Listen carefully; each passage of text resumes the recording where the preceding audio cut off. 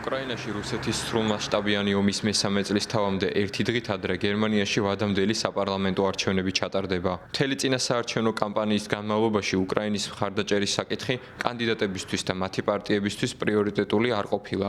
უკრაინის საგარეო საქმეთა ყოფილმა მინისტრმა დმიტრო კულევამ განმარტა, მისი აზრით რატომ ითამაშა ასეთი მცირე როლი ომმა საარჩევნო კამპანიებში. არ გჯერა რომ ეს შეიძლება შენს დაგემართოს. მიმოიხედეთ, ბერლინის ქუჩებში გაიზიარეთ. ყველაფერი ისეთი სასიამოვნოა. თქვენ გავიწყდებათ, რომ ეს ყველაფერი შეიძლება გაქრეს. არ გინდა ფიქრი, რომ ესაა ის, რაც შეიძლება შენს სახლშიც მოვიდეს. ისევე როგორც ჩვენ ვერასდროს წარმოვიდგენდით, რომ მსგავსი რამ მოხდებოდა ჩვენს ქვეყანაში. კულევამ გააფრთხილა ევროპა რუსეთის პრეზიდენტის პუტინის ამბიციებზე და დასვა კითხვა, ისწავლა თუ არა გერმანიამ და დასავლეთმა რაიმე ისტორიიდან.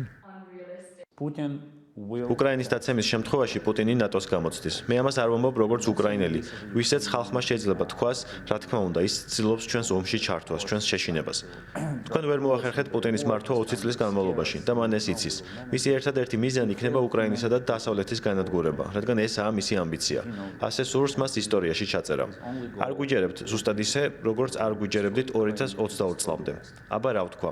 ისტორია მეორდება და ევროპელი პოლიტიკოსები, რომლებიც ყოველწლიურად პირველი და მეორე მსოფლიო ომების წლისთავზე ამბობენ აღარასდროს, იტყუებიან. ისტორია ისევ და ისევ მეორდება. გერმანიის მომავალი არჩევნები უნიშნელოვანესი იქნება არა მხოლოდ გერმანიისთვის, არამედ მთელი ევროპისთვის.